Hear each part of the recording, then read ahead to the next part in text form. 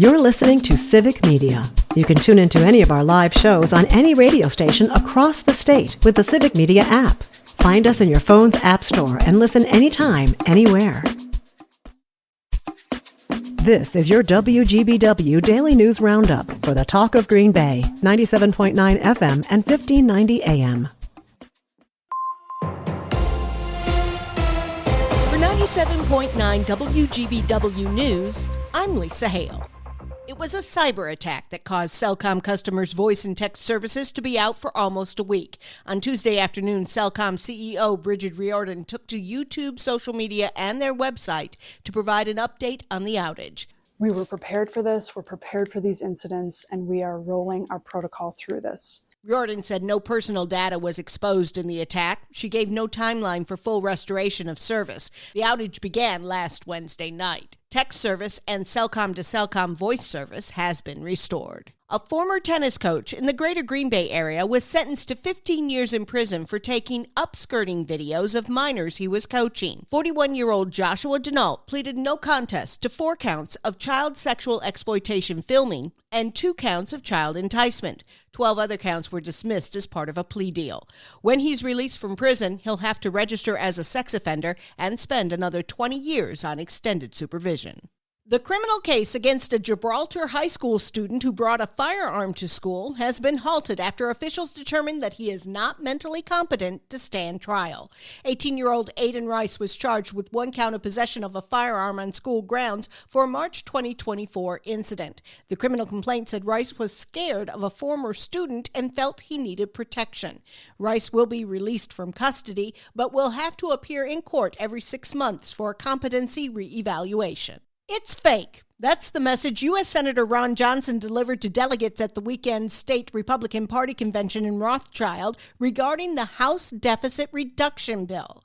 Civic Media's Joanne Krulatz has more. Johnson said the big, beautiful bill isn't what it's advertised to be and will actually be increasing the federal budget deficit by a total of about $4 trillion over the next 10 years.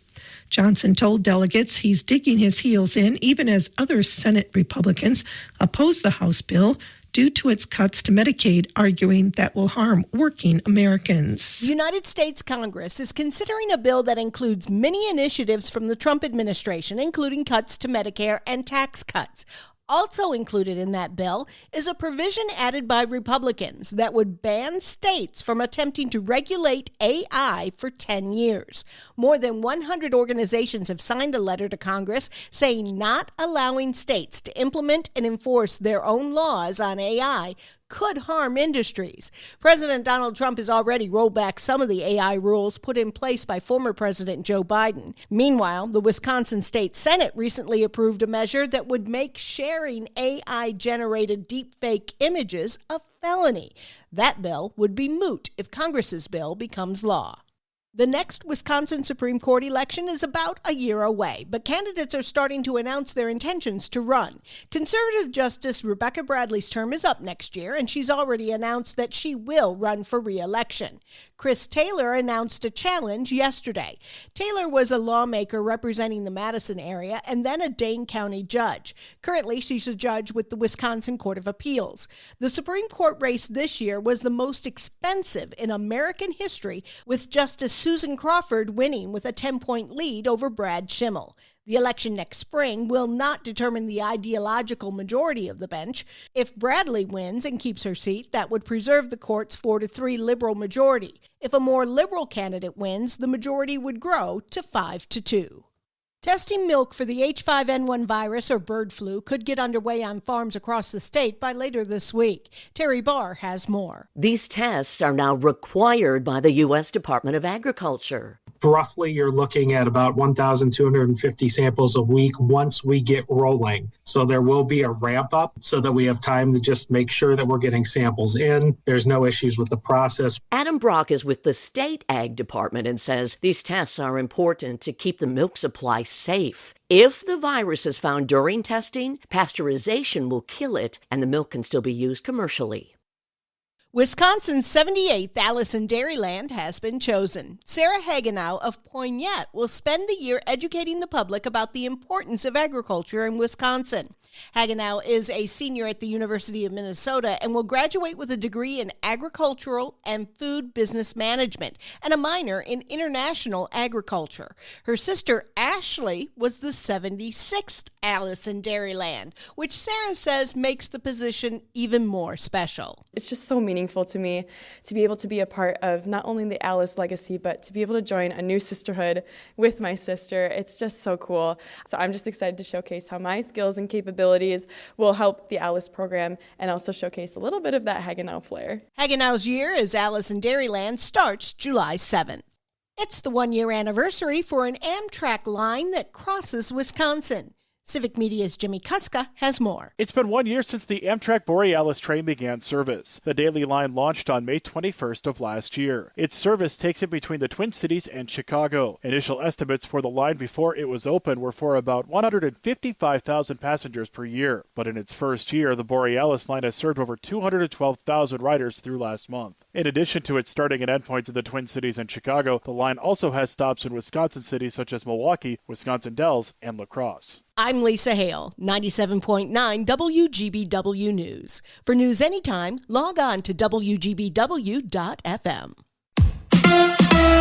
Another win for Logan Henderson. Hi, I'm Mike Clemens with sports. Baseball, the Brewers beat the Baltimore Orioles 5-2 thanks to right-hander Logan Henderson, who pitched 5 scoreless innings. That's Henderson's third win in a row. In his first 3 starts, a new franchise record. It's been really cool. I'm glad I could go out there and give the boys a chance to win today, and they got some runs on the board early, and I'm super grateful to be here. And I know every 6th day or 5th day when I toe the rubber, my job is to give the boys a chance to win, and that's about it. The series wrapping up this afternoon. NBA, Giannis Antetokounmpo and Bucks GM John Horst expected to meet in Milwaukee. Bucks reporter Jim Ozarski says the team's owners are not interested in a rebuild right now. John Horst just got a contract extension. Now it's business in the purest sense, and it's about not having an empty Fiserv Forum with a new hotel going up, with Deer District trying to get those restaurants rooted in, right? They can't have and don't want 3,000 people. That's Bucks reporter Jim Ozarski. With sports, I'm Mike Clemens.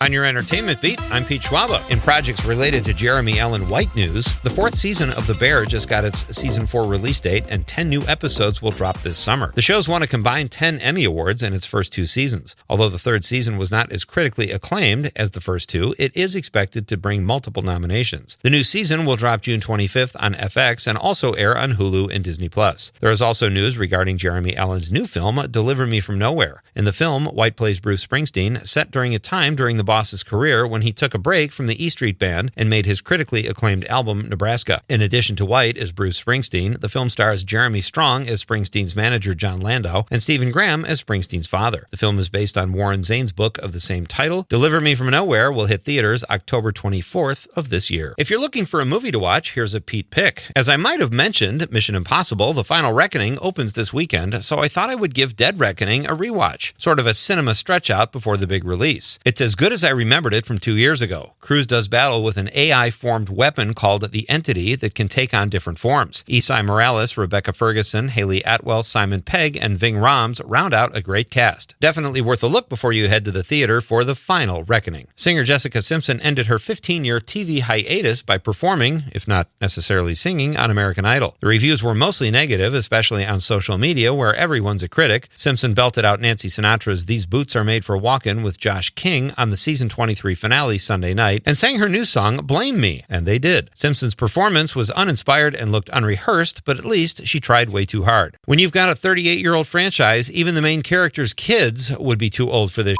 Even though it's become one of the most tired franchises ever, Lethal Weapon is giving birth yet again to sequel number 5. 69-year-old cranky Mel Gibson will direct the new flick and reprise his role as Martin Riggs, and 78-year-old Danny Glover is back as Murtaugh. Sure, this sounds really uninteresting, but before you judge, let me just say this is not your father's Lethal Weapon. Actually, it is. Speaking of Part 5s, not sure Toy Story needed a 3 or 4, much less a 5, but it's happening, and it just got a little funnier, with the addition of new cast member Conan O'Brien. That's right, Tonight, the former late-night host and the MC of the last and next Oscars will play a character called Smarty Pants in the new chapter. Variety reports that the new film sees Buzz, Woody, and Jesse's jobs being challenged by electronics. Toy Story 5 is scheduled to hit theaters June 19th, 2026. For more showbiz fun, tune into Nightlight with me, Pete Schwaba, weeknights from 6 to 8 p.m. on the Civic Media Radio Network. We have more rain on the way today. We could get a half inch or more by the time things wind down tonight. Cloudy, a little breezy today with a high in the mid-50s. Tonight, the rain will end, will drop to the low 40s. Tomorrow, the sunshine returns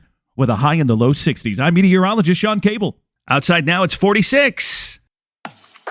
That's your WGBW Daily News Roundup from Civic Media. Subscribe to this podcast on Spotify, Apple, or wherever you find your podcasts. Find more news at WGBW.FM. The national news cycle never stops, but it can be hard to find news about your local community. Civic Media is dedicated to providing quality local and state news coverage across Wisconsin. With the Civic Media app, you can get notifications about local stories that matter to you and your community. Find the free Civic Media app in your phone's app store and choose notifications from the menu to tell us what kind of news you want to hear about.